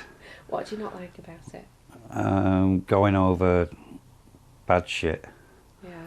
Yeah. But it's important to get it out there. Of course it is. It's if it helps somebody, then that's great. Yeah. You know, if it helps somebody in the music business, if it helps someone struggling with addiction, or alcoholism, you know, then it's cool. Is that why you're doing it then? Is that why you're willing to speak so openly about everything? I've just learned over the years how to speak openly and honestly and tell the truth, you know. Is it hard to tell the truth? No, it's my truth. It's not really hard because this is what happened. It must be hard for Shaun having to lie because he told another lie, because he told another lie, because he told 2 more lies before that last week. That's hard. Yeah. But is it uncomfortable for you to tell the truth? Not really, no. No. But you just said it was. You said that that you don't enjoy talking about that stuff. It's not uncomfortable. I don't really enjoy it, but it's not uncomfortable. Uncomfortable to me is detoxing off opiates. Is it not cathartic for you though to spill it all out and be honest about it all? Does it not make... Parts of it, yeah, because parts of it has been written in Shaun's books over the years that I've flicked through and read and had to put down because it's complete bullshit. You know, part of it is like, no, this is what really happened if you want to know the truth, you know. Okay. So 2012, we'd been in LA for 3 years. We had a nice life going on. The kids were playing soccer, they were going to school, everything was groovy. And then somebody messaged me with an article that was in the Sun. Tell me about that article. Typical Paul Ryder way of doing things. He announced in the press that the original Mondays was getting back together and doing this huge tour. It's like, oh really? Well, where's the phone call? He didn't have the balls to phone it up and say, look, do you want to do this? He just announced it in the press like his usual self. I mean, actually, it was quite a genius way of going about things, wasn't it? Probably, yeah, but really rude. Yeah, it wasn't exactly, wasn't exactly taking your feelings into account. When did you find out that everybody was getting back together? I think when Paul told us. Yeah. I think Derek had heard a rumour. Paul and Gary were doing something. Yeah. Together, weren't they? They were doing. Yeah, but by this time Paul was living in LA and Gary was in Canada. Yeah. But they never stopped keeping touch with one another. They were up to something, weren't they? And I never sorted out what it was. They were working with a French guy out here, Eddie. That's right, yeah. Right, yeah. In fact, he sent me one of the songs they did the other day, and it's really, really good. Really, really good. Yeah. So, Sandra, how did you find out that they were getting back together with the original lineup? Well, we did rumours, but I didn't think they were true. And I asked Gary, and he said, yeah, they were. It was as simple as that, really. Yeah, he admitted it. And, like, I can remember Ken saying to him, well, do you think it's a good thing? And he said, well, yeah, I think it'll work. So. Yeah. What did you think, Linda? Were you scared? Not really. I just wondered whether it would work. You know, but by this time we had the fallout. I think we had, hadn't we? Well, it was ongoing, wasn't it, for years? Really? Yeah. Because I thought, well, how can anybody? Which was a good thing in a way that they could work together. But then they got to a point where Gary told me that Shaun gave Paul some stick when they were on stage, but Paul just let it go. Yeah, it was very good, Paul, really. Over his shoulder. And I will say that on family do's and, family get-togethers, they were all very amicable. There was never any animosity. But I think it upset the rest of the band. What? Oh, it did. It did. Yeah. First instinct was absolutely no fucking way. No chance. Why? Why would I want to put myself on a stage where he can belittle me and berate me like he did do for years? Why would I want to put myself back in that position? I remember we went to a therapy session with a therapist, obviously, I remember talking to him about that and you saying, absolutely no way am I going to do that, no chance. Yeah, I was serious at the time. It was like, why would I? You know. And then slowly but surely the memories of the good music came back. Yeah. And thinking, a bit like addiction really, oh, it'll be different this time. Yeah. You know. And you spoke to the other members? Spoke to Gaz, yeah. Didn't speak to Mark. We all met up in the. Well, hang on a minute. You'd not agreed at this point, so you had conversations with everybody. Then I went to some therapy sessions and spoke about it and insisted I wasn't going to do it. Mm-hmm. But like I said, then musical memories was coming back, the good ones. And then there was a phone call. For some reason, he asked to speak to me rather than you, which was weird. Who was this? John's manager? Yeah. Right. Yeah. I mean, he was one of those people that said what he believed you wanted to hear. Yeah, he said that everything would always be split equally between everybody going forward, and that literally lasted precisely for one tour, didn't it? And you never, ever got any merch money, even to this day. Yeah, yeah. I mean, it was... Perfect manager for Shaun. But let's give him his dues. He did actually pull it off and managed to get everybody, all 7 of you, to agree to reform in 2012. So He did, yeah, he did well on that point. So you got a flight to the UK, and the first time that you met up with everybody was at a photo shoot at the Lowry Hotel in Manchester, I believe. In Salford, Tell me how you felt on that morning when you were going to go to that photo shoot. How did I feel? I was obviously nervous about, because I'd not seen Shaun for years. You know, I'd not seen Mark Day or Paul Davis for years. So how were they gonna react? Mark is a dad, but was a dad from the day that band started. He's Captain Sensible, isn't he? He is Mr. Sensible, Mark. You can see Mark in slippers, cardigan, pipe, fireplace. That would be Mark's environment, if you know what I mean. I found out it was a very wintry day and I was a designated driver. Went to see his friend's band and I was driving. They were all pissed in the back there. I took my mate and his girlfriend and my son and they went there. And my daughter was working at the Marriott and Shaun was in there talking to his new manager. And my daughter just went, oh, I think you know me dad. So, we're just talking about that. And then I get a phone call, Dad. I'm Paul Ryder's here. He wants your number. I went, it's up to you, darling. So she gave me my number, and the next thing I've got the manager ringing me the next day talking like, well, I could do with the money.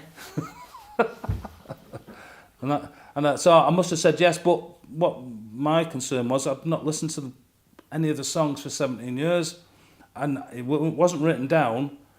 So how am I going to do it? Somewhere it's in the back of my cortex somewhere, you know. And it all took me a while, but you know, you get there.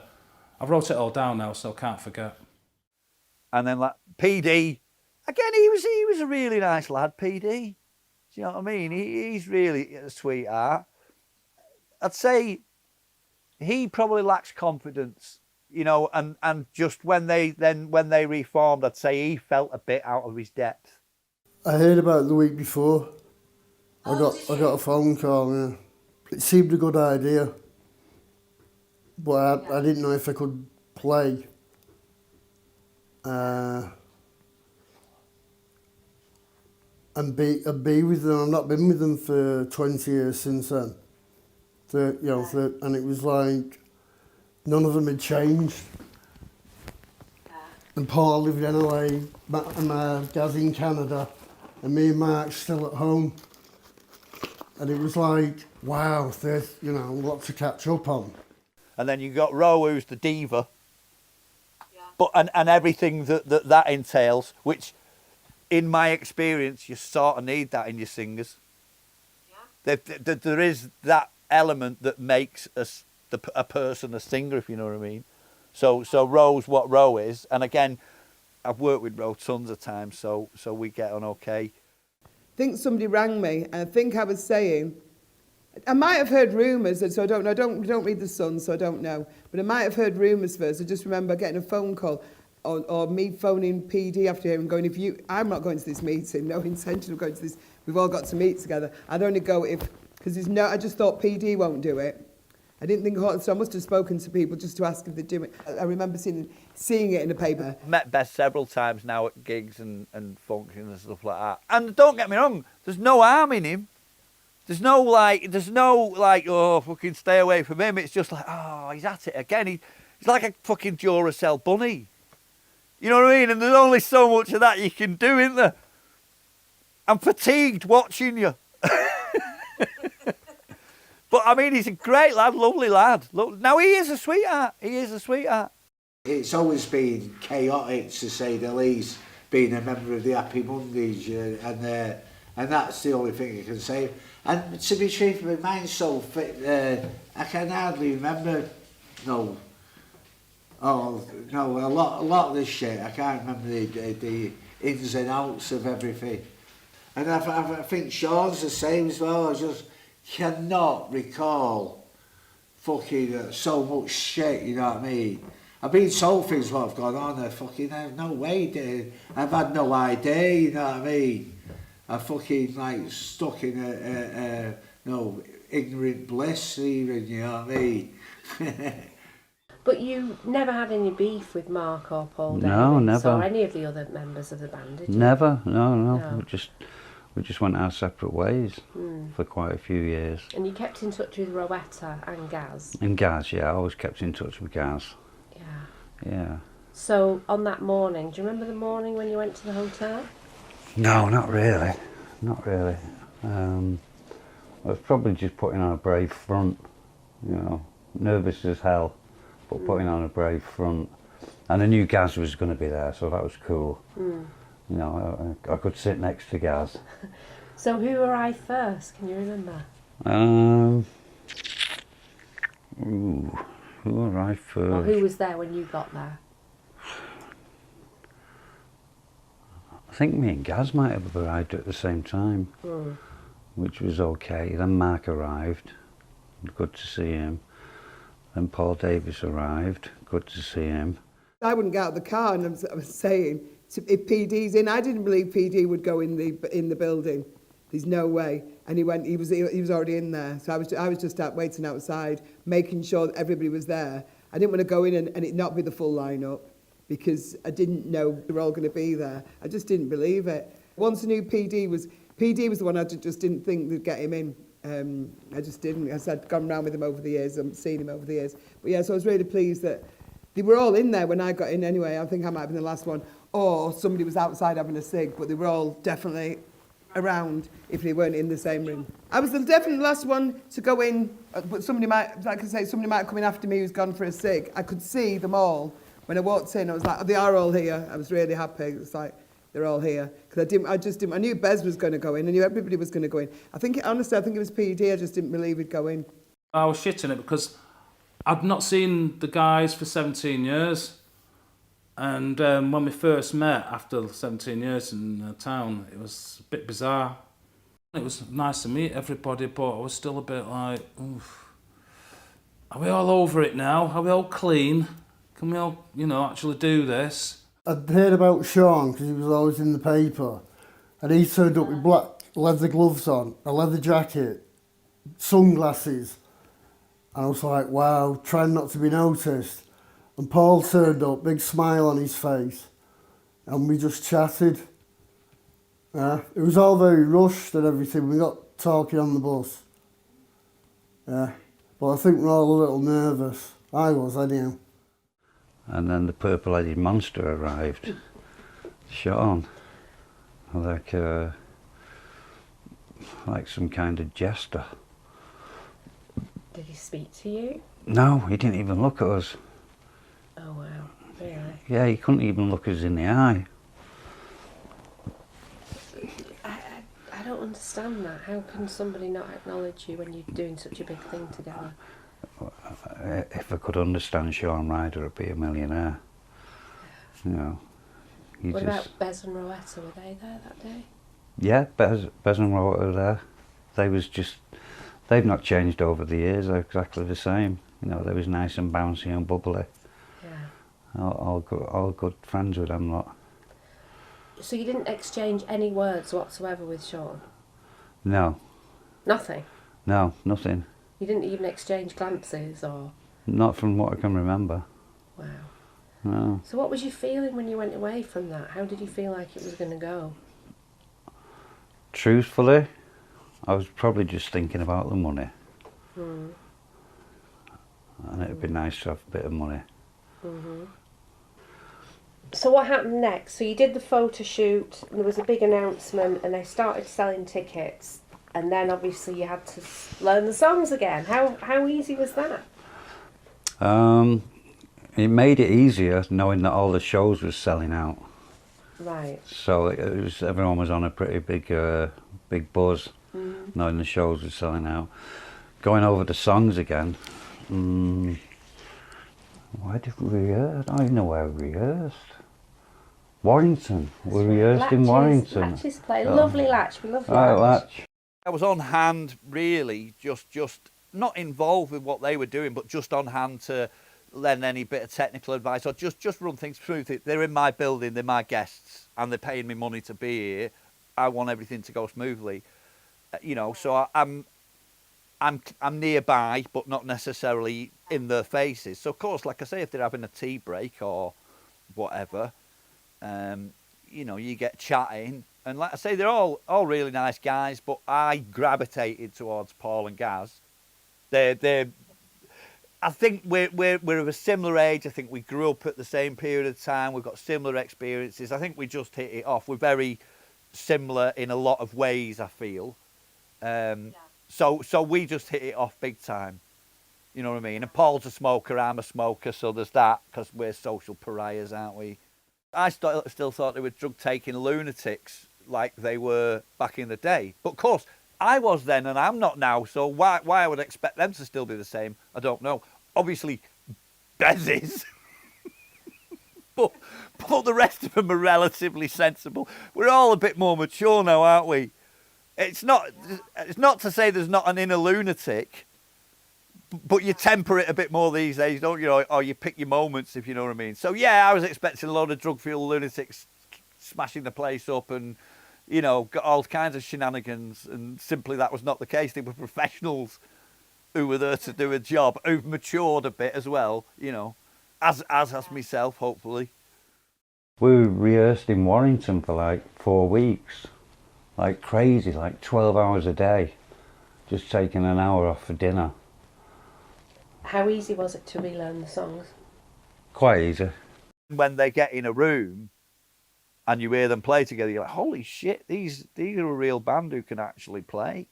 And that was the thing that surprised me the most. So then when you go and watch them as a more mature gentleman, not off his face on drugs, you're going like, Jesus, these are really good.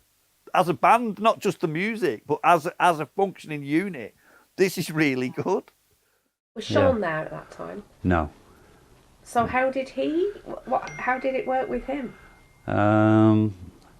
He never... Did he come to a rehearsal? Didn't he have an autocue and then... Yeah. Didn't you have to send him the music and then he learned his lyrics separately with somebody else? I think so, yeah, with Dan. He would have done it with Dan, who was helping Paul Davis out on keyboard duties. Did you not ask him to come to the rehearsals? No.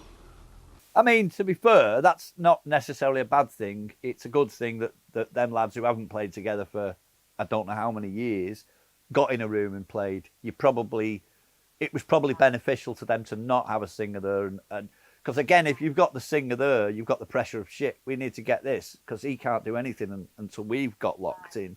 So in a weird way, it was probably a good thing.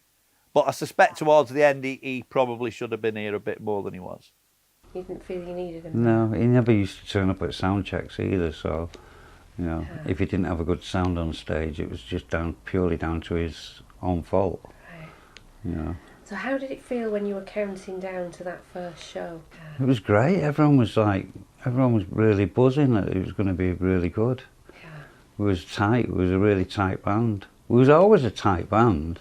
Mm-hmm. We just didn't know how to end songs, so they went on for quite a while in the early days.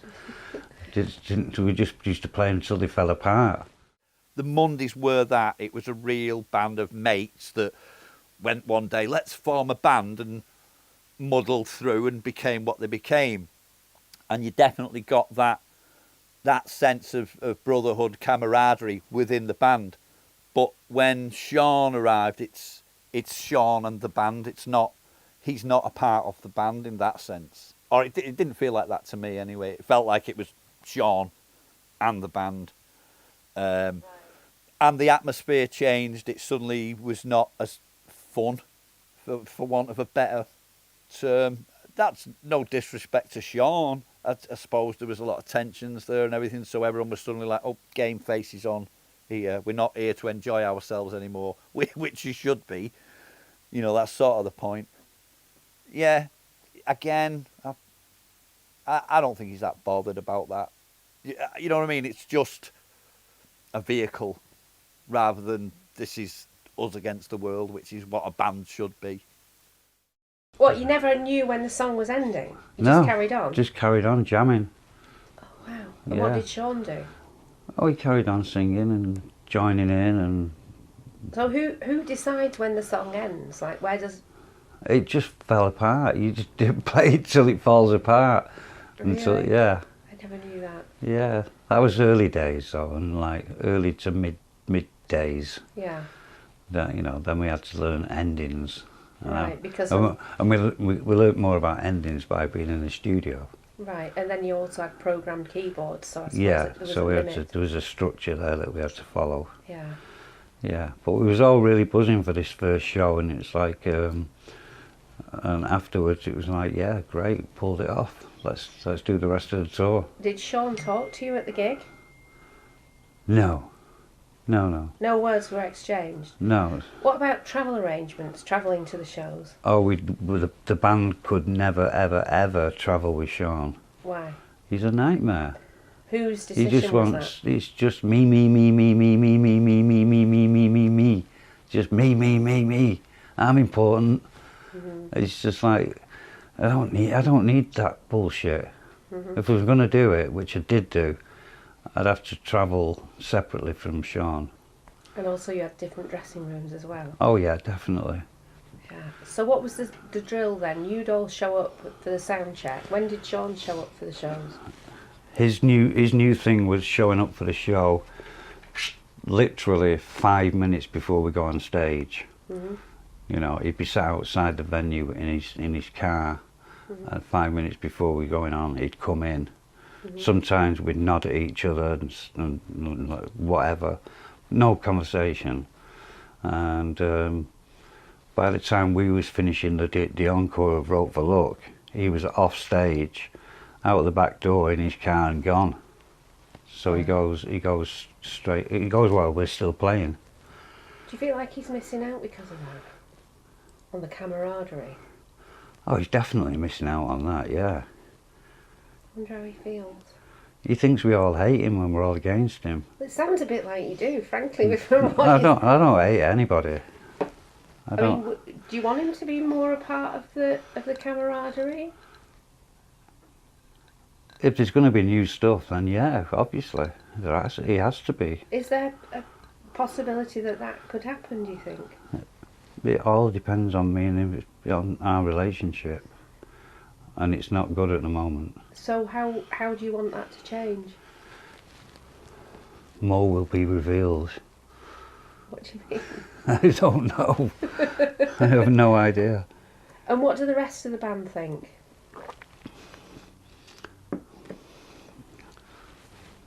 About Shaun? About his lack of cohesion with you all. I think they're pretty happy about it. Oh, really? Yeah. That puts him in quite a sad place, though, doesn't it? Yeah. Do you not feel sorry for him? No. Not at all. I love him, he's my brother. Yeah. You know. But come on, dude. Sort your neck out. So what needs to happen to make it all okay again? We have to have a relationship where we even speak to each other or even look at each other. then it has to grow from there. Is it going to be possible, do you think? Maybe one day. Okay. One day. Do you want to leave it there? Yeah. Cigarette. Good job. All right. Oh, let's get this on.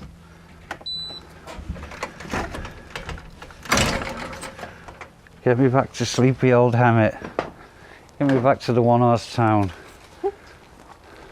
I love it there.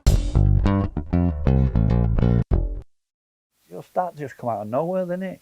Wasn't ill, or you know what I mean? That was like, that's the same age as me. I literally come out of nowhere. Yeah, I was here. I was fucking stunned. It was just very bizarre, very sudden. It's fucking awful, isn't it? Fucking shocked, Angela, because it come out of nowhere. Wasn't like he was ill. It was literally, he was fine. He hopped on a plane, got here, felt a bit ill, dead. Like, where the fuck did that come from? That was just bizarre. It could be just one of those things where it's literally, you know, a catalogue of 1 in a million slim shots. Yeah. Particularly because it was so sudden. Particularly because it literally... I think. Yeah, do you know what I mean? Like, what did they say? Yeah, the stars all aligned. Do you know what I mean? It was like... Because it was literally that sudden, wasn't it? He was ill for a day. Well, he wasn't even ill, he just felt rough and he was for a day. losing his hearing, apparently, the day. That's right, yeah. Yeah, he was yawning a lot. Yeah. The paramedics said they thought it was a clot, and they said it looked like a clot. Well, why didn't the coroner pick that up? Again, there's a whole rabbit hole you could go down here, isn't there? He was Mr. Laid Back. He was one of the most laid back in a cool way people I've ever met. He was just very content, you know, just cruising along in his own lane, doing his thing. Don't bother me, I won't bother you. He was very much one of those people, if you know what I mean. That man loved a nap. How he could nap drinking that much Red Bull, I don't know. But do you know what I mean? I'd like to think of him as a sloth, only doing what was necessary. Do you know what I mean? Not lazy, just only doing what was necessary. Why walk when someone could carry you? Yeah, exactly. Yeah, absolutely. Yeah, why walk when I can catch a train or a taxi or something? Yeah, absolutely. Yeah. That was sort of his philosophy. Me and Gaz, we do talk about him when we're together occasionally, and that was one of the things we were saying. It was like, fucking hell, the amount of cigarettes and Red Bull that. How he lived this long, I don't know. Coming up on the next episode. At the end of 2012, I came home from England and you said, look in Chico's mouth, there's something there. Mm-hmm. And I remember him facing me, you was behind him, and he opened his mouth and I looked in it and mouthed over to you, that's cancer. You remember that? Yeah, there was this giant lump on his tonsil. Lump on his tonsil. Yeah. And I instantly knew it was cancer. I really couldn't have coped with seeing Chico like that. Because, don't forget, I was just getting over having my lung out. And I really was heartbroken saying, I wish it was me. It could come back to me. I'm old, you know. I know, yeah. It really did affect me because I knew what the poor child must have been going through. And I remember being in the hotel room with him and you calling and him getting the news that Chico had cancer. And he come off the phone, he was in shock.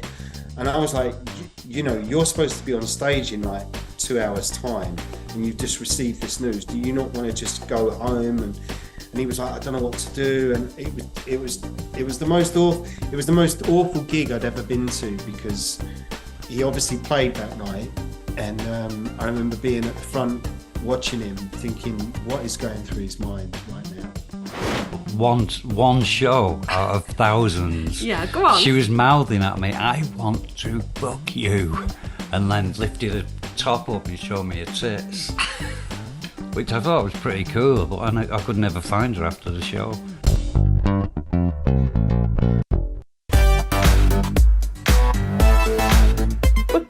out with a tune that Paul wrote with Matt Cheadle and Eddie Gronfier called Real World. It's a song he played live when he supported Chris France and Tina Weymouth on a US tour, and it features Catalina Gorado Cheadle on backing vocals. Please join us again next week, same time, same place. Join our Patrons Club by going to patreon.com/The Paul Ryder Tapes and check out our merch at paulryder.tv, and come and join in the chat on our socials. Thank you so much for watching. We really appreciate you. Please subscribe to this channel so that you don't miss out on anything. We've got loads of stuff coming up. Thank you so much to our guests, and of course, as usual, to the star of the show, the one and only, the late great Paul Anthony Ryder.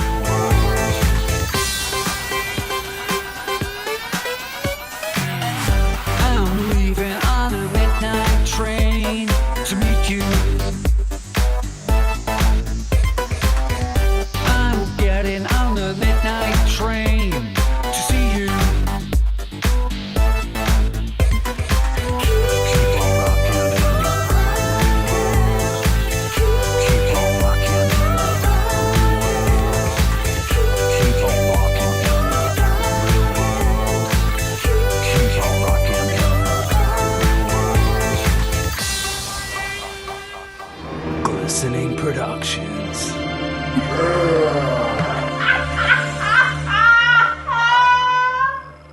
I'm looking at him. Frankly, I was fucking terrified. And I went, go on then, I'll have one.